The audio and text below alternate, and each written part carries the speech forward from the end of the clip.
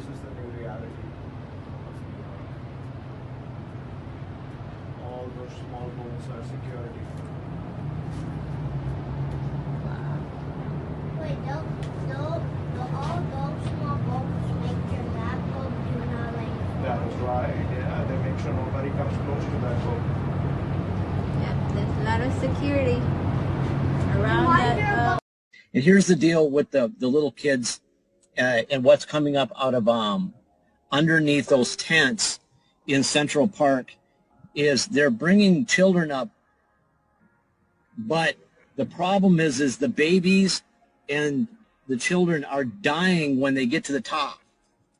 It has something to do with oxygen, and they're not all dying, but a lot of them are dying, and so it's really hard. They got the tent set up in a certain way, and another thing is that these kids and these babies cannot even be exposed to the sun for a second. They're just dying. It's killing them because they've lived underground in this thing, in the pitch dark down there. And so what I'm told is they're trying to actually get the ventilators down to the children down there, but then there's a problem with electricity because I guess electricity that's a problem, trying to hook all these ventilators. Because they have to almost like start working on the children before they even bring them up. We're looking to produce over 200,000 ventilators by the end of the year. We've sent many ventilators to Latin America. We've sent many ventilators to different countries in Europe, Africa, and all over the world. We're making thousands of ventilators now a month. We started off with essentially very little, and we've become a ventilator manufacturer, so to speak, and we're helping a lot of countries. We've sent them to France. We've sent them to Italy, a lot to Italy. We sent them to Mexico. Sent them to Russia. Moscow's having a tremendous problem. And we've sent them to a lot of different countries, many. And we have a full supply in our country. The amazing thing is we started with very few, and not one person that needed a ventilator did not get a ventilator. So that's a pretty amazing statistic. There's more tunnels. First of all, there's tunnels being, the U.S. military is going into these tunnels and bunkers all over the country. So just watch the earthquakes. Where you see there's earthquakes, those aren't really earthquakes. They're blowing those domes up. There's more tunnels than is being reported. There's more. The Pentagon Pedophile Task Force, for one, we've located more. There's more. And also, coming soon, you're going to learn about probably a great deal of the source of a lot of these babies and children in New York. The problem is what our task force discovered is if we release it, it's a problem. It's being worked out. But if we release it, it's probably going to cause riots. It's unbelievable.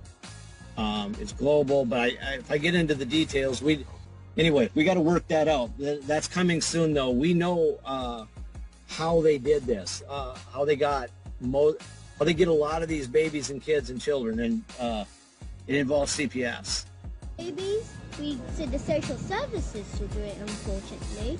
They get the babies from families who can't look after the baby and who don't want the baby.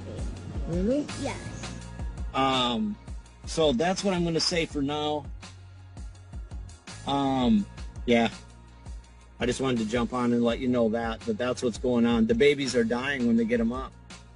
That's what's happening. So they're really, really, really trying. So it's a military operation. Oh, the other thing I was going to tell you is the detractors out there that try to tell you that only the Department of Justice or law enforcement in the United States covers things such as this.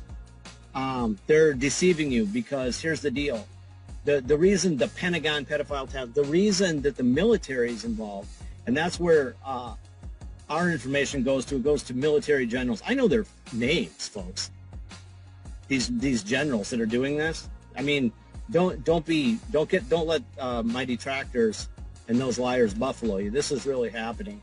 The issue, it's jurisdiction. The military absolutely does have jurisdiction on this because we're in a war, and right now President Trump is now the commander-in-chief, as you know, and we are in a war. So we're in a war. He's the commander-in-chief, and the military is executing military actions. They do have jurisdiction under the surface of the earth, even on the continental United States, because that's where the kids are. I mean, think about it, folks. They're not going to send the FBI down into tunnels. These guys are specially trained, and even so, there's a war going on. They're killing each other down there.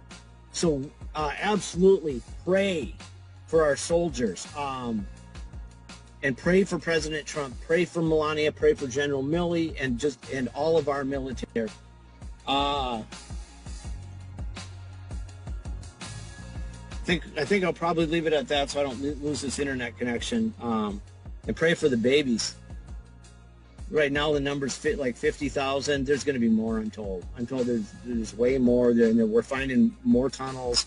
Oh, the other thing is all these tunnels, these aren't all tunnels that are necessarily appearing on the maps either. Like the DUMBs appear on the maps mostly. But there's a lot of tunnels that are being found in the more local areas that were created by local governments and that type of thing. In towns, cities, all these freaks set up their own little dungeons underneath their own little towns. So there's way more, and this is going to go on for a while. But God bless our military.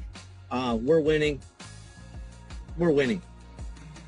President Trump is the commander-in-chief now. The military is answering to him. They know exactly what they're doing. Don't be bullshitted by the liars who are trying to tell you that using words like hope porn and telling you that you're being lied to because somebody's giving you hope. Oh, you can have more than hope. You watch your president. He knows exactly what he's doing. The First Lady knows exactly what she's doing. The generals know exactly what they're doing. And I'm going to leave it at that so I don't lose this connection. God bless you, folks. Let's see. I can't see. This is Timothy Charles Holmseth with the Pentagon Pedophile Task Force. Over and out. Love you. They're bringing babies and children up from underneath the ground where they were being held, captives for crimes against humanity, everything you can think of, sex slaves, adrenochrome production, selling their organs. Some of the kids they're horribly deformed. Their eyes didn't develop. Their ears didn't develop. They've never seen light. I'm not going to get into all the gory details. You can use your own imagination for the horror, but that's what's going on under those tents. You can use your own imagination for the horror, but that's what's going on under those tents in New York. Yeah, so it's a friend of my mom's. She's a nurse. She's 69 years old. She volunteers.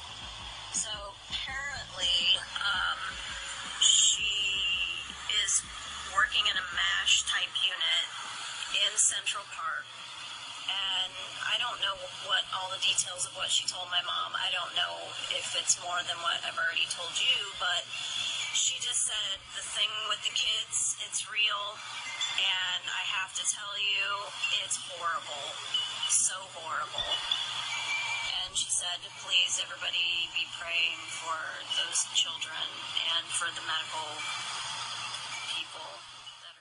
Dude, I know somebody personally whose girlfriend is a nurse and knows other nurses, and she's in contact with one of the nurses at Central Park, and they say they're just rescuing kids that are severely screwed up, like they're sex slaves from birth kind of situation. Some of them are deformed. But she's 100% sure that she trusts her friend, and I know her personally, so it's not like fourth-hand information. It is second-hand. But she says the rescue operation has begun, and that's maybe probably what the ships are for. That's close, very, very close to the dump entrance. When they bring the kids up, they can dark. They can put them in a tent where it's dark, because they can't stand the light of day, because a lot of them have never been in the light of day. And some are genetically engineered, and most of those, when they brought them up, died. And that's that big, huge mass grave that's being seen on a lot of Twitter posts now today. Somebody saying, Jennifer's asking, Gene, please explain why kids die when brought up.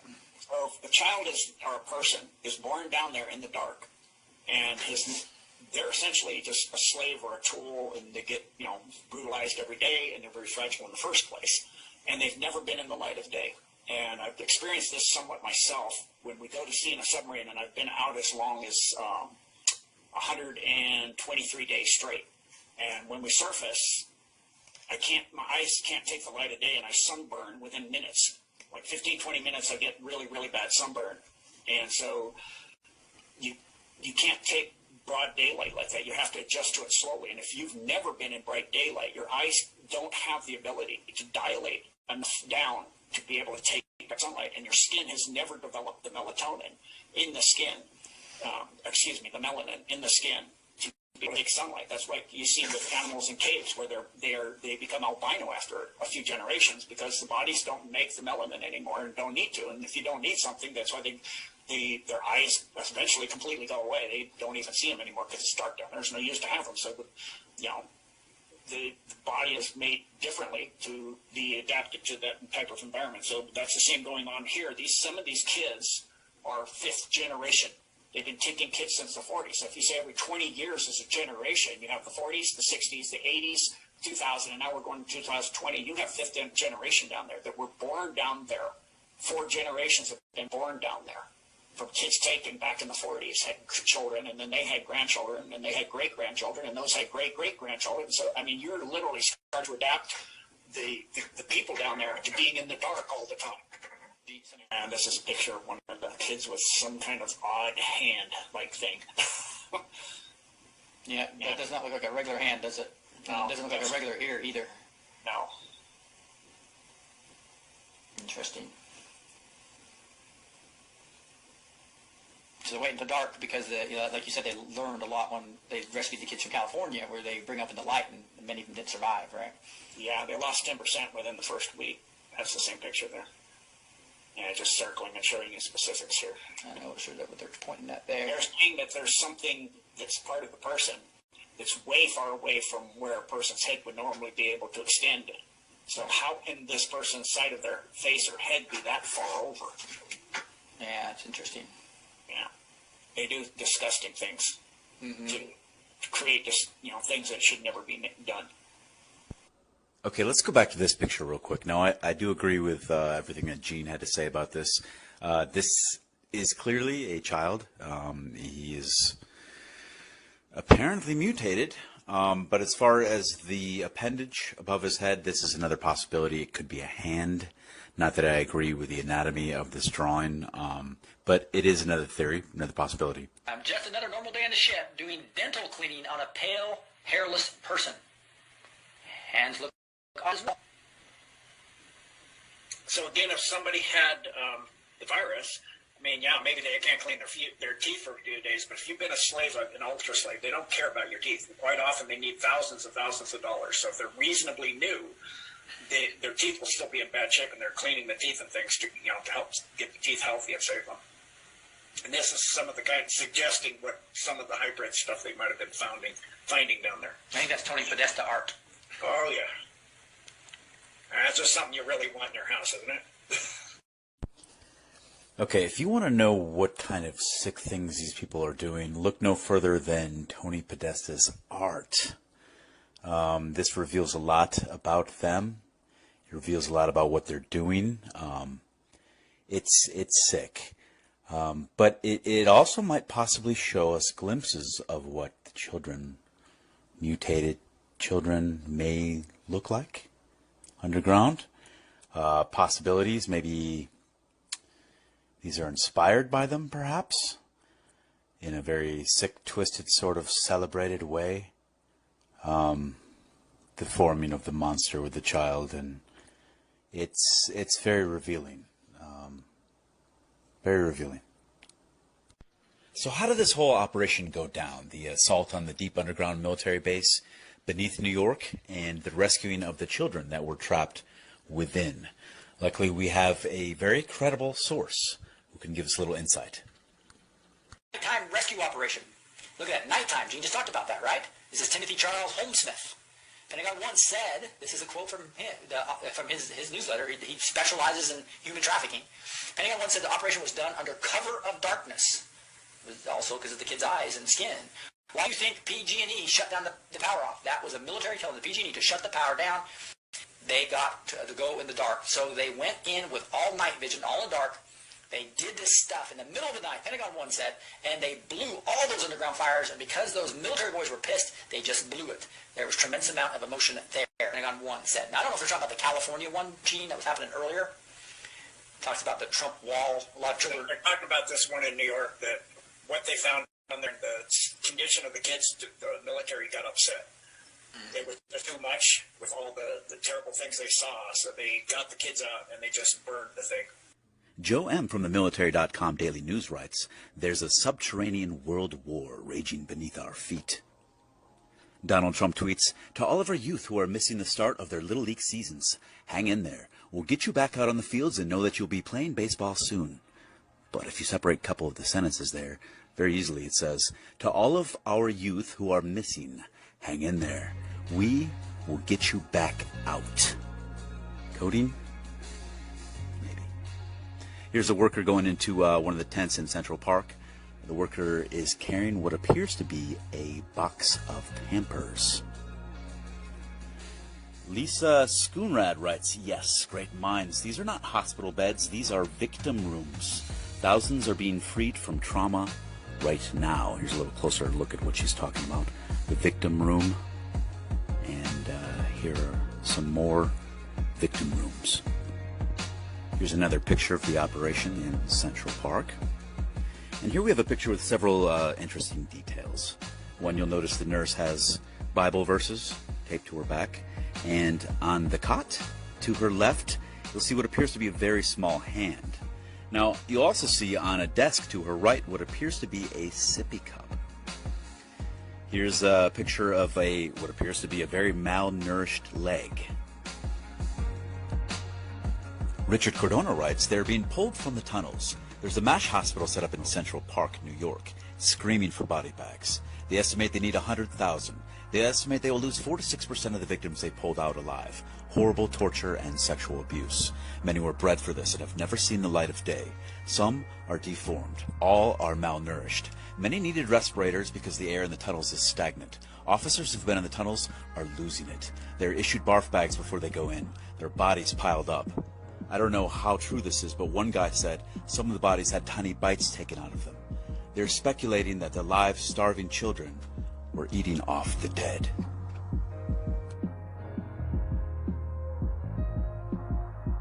Darkness Falls writes, "POTUS will need to take over the communications network to report this. Cabal Media would never report it accurately. People living around Central Park and such can't see makeshift hospitals full of children. People would panic. D-class. They're bringing liberty to children." Vincent Kennedy writes, "Now, based off the numbers of last year's deaths, one would assume our current hospitals would be able to handle the load. Many more deaths last year. Why the need for the triage in Central Park? Is it actually for more victims and not COVID patients?"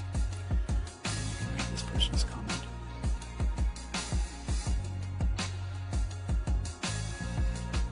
Okay, take a look at the posturing of this nurse or doctor. This person writes, "Do doctors bend down when speaking to an adult? Do doctors serve adults cereal with milk? Why is there a military serviceman sitting bedside? Have you noticed the faces of these nurses? Almost the same face I make when playing with my nephews or trying to cheer them up. These are kids. If you need to see a photo of the kid's face, you're just weird and borderline pedo." I don't really agree with that, but that's their point of view. Now, not all these photos are from Central Park. Some of these are from other facilities, such as the Comfort and the Mercy. These are personnel, medical personnel, showing a training video about being safe during COVID-19. But if you look in the back at the whiteboard, you see a grid with classifications for children of different ages, I presume so that they can assign different medicines or treatments for them. Lion King writes, "Looks like we, armed forces, are removing children from tunnels in LA and New York. Human and child trafficking is going to be stopped. Starts today. Hospitals are empty to house children. Same with the ships on both coasts. Very, very tough 2 weeks. Pray." Brandon writes, "Just talked to a buddy. He's an ICU nurse in one of our city hospitals. He told me they're mandating nurses off due to low census. He says this has been the case for weeks. I don't know what the hell's going on here. What are they saying about a virus?" And meanwhile, you've got people doing this. Okay, I'm really looking for stuff that's as recent as possible on this. This is from the New York Times just a few days ago. Treating coronavirus in a Central Park hot zone. It basically goes over, you know, what they see. They see rubber boots on the outside. They see going in and out, protective gear. It's talking about the organization that's running it. The clinical staff, more than 6 emergency response volunteers drawn from the organization's nationwide roster, work 12-hour shifts. The infection control protocols they rigorously enforce are different and appear stricter than those being used to treat coronavirus patients in American hospitals. Where protective equipment has run short, health workers are not always trained to use it, and many have contracted the coronavirus, with some dying. Thus far, Samaritan's Purse leaders said, none of its workers have fallen ill at the New York Field Hospital or at a similar one in Italy. So yeah, this is another thing worth noting here. The facility in Central Park is actually very close to the Mount Sinai Hospital, within walking distance. So if they need to access Mount Sinai Hospital or the facilities there, it's within reach. So any overflow that's being sent to the hospital can get sent to the field hospital, etc. Work in tandem. Okay, this is another really interesting segment. It says, while the field hospital maintains a laboratory and pharmacy and is able to perform x-rays and provide intensive care, about 1/10 of its patients have had to be transferred to another facility for more specialized treatments. On Monday afternoon, one of the patients was being transferred out of the tents to an ICU at Mount Sinai. They can provide a higher level, so we're back and forth all the time, Dr. Tenpenny said. That higher-level care includes extracorporeal membrane oxygenation, or ECMO, which uses a machine to oxygenate a patient's blood directly, temporarily replacing the function of the heart and the lungs. So, yes, if you're underground, it seems like you're going to have problems with oxygen. This person writes, just took this screenshot from Fox News inside one of the new treatment rooms in New York, which many are saying could actually be the comfort rooms for child trauma victims. I didn't remember seeing these the other day. Why spend extra money on the cute one versus the plain Jane device if these rooms are for adults? Here's a little close-up. Here's the picture of the pallets of Crush Soda, Twix, M&M's, and Starburst being loaded onto the hospital ship. Could be for the crew, but sure seems like items kids would like. But not just rescue children, but what about the children of the elite that get arrested?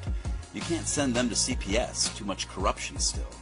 Plus, they need treatment, either physical, psychological, or both. So, here's a close-up of the pallet itself, full of all sorts of goodies. Seems like a little excessive. Maybe not. All people do that. Or maybe it's nothing at all. Maybe this is just some care package that some nice company sent the workers on the ship. So what do we make of this? Are we really saving children from sex trafficking rings around the world and around America and under New York? I don't think the mainstream media is going to talk about this. I don't think you're going to hear about this anytime soon. I don't think news of this is going to come out, quite honestly. Maybe years from now, probably, but don't look to see physical evidence of it. Just, this is what you can do. We can seek truth out and not rely on the media, but we can rely on each other because we're all we got. In unpaved roads, there's Green Valley, then under White Hat control is Hulapai Mountains east of the mountain range, 35 miles southeast of Kingman. That's out on the way out to Las Vegas from Flagstaff, Arizona. Then you have Rincon Mountain, north side of Rincon Mountain, and I'll just from now on, if it's under White Hat control, I'll say afterwards. Mount Lemmon, Page goes all the way under Hoover Dam and the reservoir. Safford, Santa Catalina Mountains, the Sedona, Arizona detainment camp located under the Enchantment Reservoir Resort in Boynton Canyon, and then under White Hat controlled the Wickiup complex, and that one was just found in the process of cleaning up some other things, and they took it out when they found it. Then there's the Yucca Mountains. You can actually see this as you drive on R40. If you're driving towards California, it's on your right and it's easily, you'll see four massive large power cables penetrating into the side of the mountain for that Yucca Mountain. There's a picture of the facility where you go in right there. Look at that. Then we have in Arkansas a White Hat now controlled facility in the vicinity of Hardy and Cherokee Village. This is taken under White Hat control during Hurricane Dorian. And then we have the Pine Bluff, 34 degrees, 13.4 north, 92 degrees, 1 minute west, and that's still under the Dark Cat site. In California, that was an article we saw at the beginning where that's where they started the takeover of all of the massive interconnected California system. 29 Palms Marine Base is now under White Hat control. It was identified in military airspace area as our area R2501, which means it's a no-fly zone. And that was southeast of Ludlow, California. Out through the Ridgecrest tunnels, they collapsed them as they came in. Then they did a series of 3 tactical nukes. The first blast was at 6.4, second one was at 7.1, and another one followed that at 6.1. And for those that understand earthquakes, your initial shock is the highest. Aftershocks aren't lower, so that's not natural. It's really obvious that was intentional. And then you can see the lake there about this, which completely made the China Lake base that was on the surface have to be completely rebuilt due to that large facility. And people freak out when I tell them this, but that was a Mark Ultra base, what they call a spark trap grid, where they have, a large nuclear blast that hollowed that out to come in and lay hundreds of layers of steel flooring with cages in them that they put children in. When the Special Forces, a large group of Special Forces came in, they rescued 35,927 children from this facility. It was one of the primary Mark Ultra development facilities on Earth. Mm-hmm. So thank God for our military, like Trump says and Q says, because that's a lot of children that, would have been, that were going through a horrendous situation. It's just, they're in these cages and lights and bells go off. They get electrocuted all the time and mistreated badly to, turn them into Mark Ultra slave bots. Then in Darwin, 4 miles west of Darwin City, there's a dam. Then we have Deep Springs that's now under White Hat control at 37 degrees, 22 minutes north, 117 degrees, 59.3 minutes west. That's then we have Fort Irwin, 35 degrees, 20 minutes north, 116 degrees, 8 minutes west. That was a detainment camp for renegade civilian ops after Hillary got in. They rounded up all of humanity into these detainment camps. That's what, every time you see that, that's what that means. Then under White Hat control, Edwards Air Force Base in the area where Diamond Creek and the South Fork of the Yuba meet. Then still under Black Hat control, George Air Force Base. Under White Hat control was Helendale. That was the Lockheed underground facility. That was technology and secret projects development base. Los Angeles is under White Hat control on Highway 14 towards Edwards Air Force Base after Palm Day. This was for technology, the Illuminati secret projects. This facility is near the Hachapai Mountains. It's reported that this goes 42 levels deep. Is heavily involved with electronics and high-tech aerospace research. Mount Shasta, and many people that live in that area know how you see all kinds of stuff there all the time. Is a massive base. It's for advanced space technology, genetic experiments, magnetic advances, space and beam weaponry. This is the deepest known facility. It's over 800 in California. It's over 800 miles deep. Kern River facility, the hollowed out mountain next to the hydroelectric facility at the Kern River project near Bakersfield, California. The Napa Valley facility is now under white hat control. This is where they used to grab people that would go through the Napa Valley, do wine sampling. They'd sign up and they'd see if they have relatives or people that missed them. They'd grab them and take them underground here. This was located, the primary entrance of the Oakville grade north of Napa. Tunnels also connect with the wineries all throughout all of Napa Valley. It's used for white slavery and mine control, as well as direct satellite communications, laser communications, and continuation of government site. In this case, we're talking continuation of the Illuminati government, in other words, the deep state. This was located on the Oakville grade in Napa County, and it's a total of 87 acres, this Napa Valley facility. Norton Air Force Base is now under white hat control. Next base, Quincy, is at 39 degrees, 56.2 minutes north, 120 degrees, 56.5 west. Then near Palmdale, we have the Palmdale Boulevard. They call it Palmdale Base. It's the McDonnell Douglas facility called the Uano facility. And you can see it better with from the Three Sisters Hills area to the south of the facility. This base is involved in high-tech aerospace technology. Then the Presidio, which is the massive system that goes under, that I was talking about earlier, that goes under all of San Francisco and out under the harbor to Oakland. That was a FEMA DOD site for Region 9 of the regional office. This was neutralized with underground burnout, which caused fires to be seen all the way down to Porter Ranch. The San Bernardino base, which is now under white hat control, was at 34 degrees 50 minutes north, 34 degrees 16 minutes west. I got north there again, I don't know why. Was under the entire San Bernardino. We go to Colorado, my home. Alamosa. And I talked to somebody who was living out there, seeing all the black helicopters, all of this with the special forces. They cleaned that completely out. The Book Cliffs is still under dark hat control.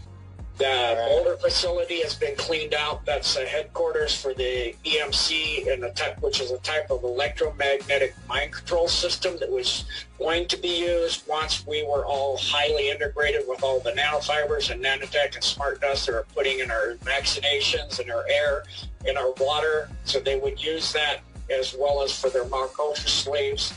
And as well through your smartphones, all your smart devices that would make us all into little bots for them.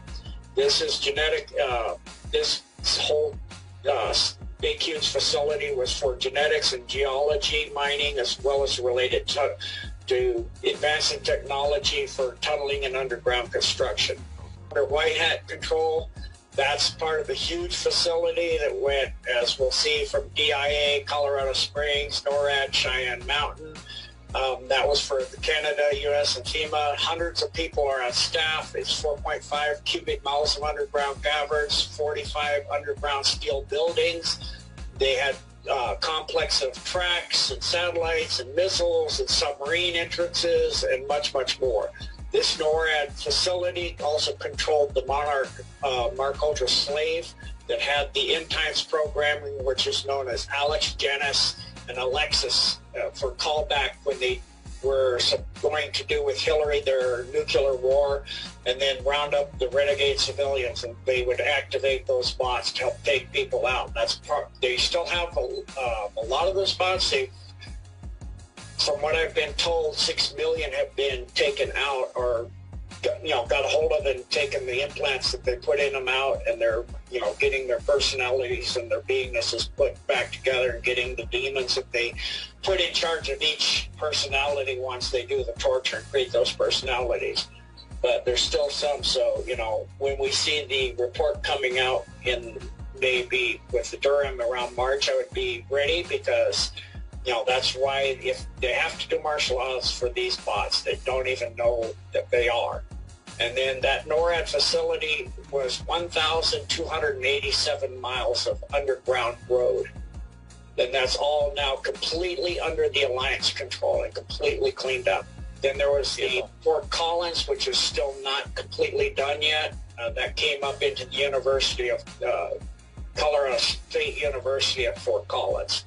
And then the DIA Denver complex, which consists first off of 5 buildings they dug out and put in there before they laid down the swastika runways for DIA and the buildings. And then they had 70 floor. These two primary buildings are 70 floors high.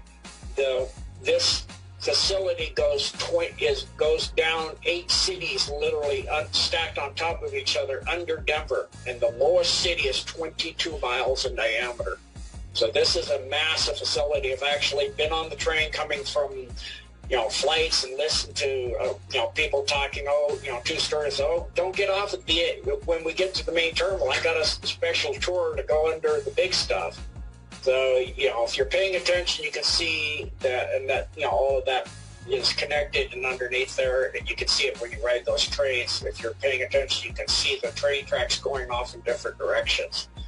And this facility was also for a concentration camp for separation of personnel when they would put martial law in after the nuclear World War III. And if you go around DIA and look, the barbed wire all around DIA is facing in, not keeping people out. It's keeping people in. That barbed wire faces in, not out.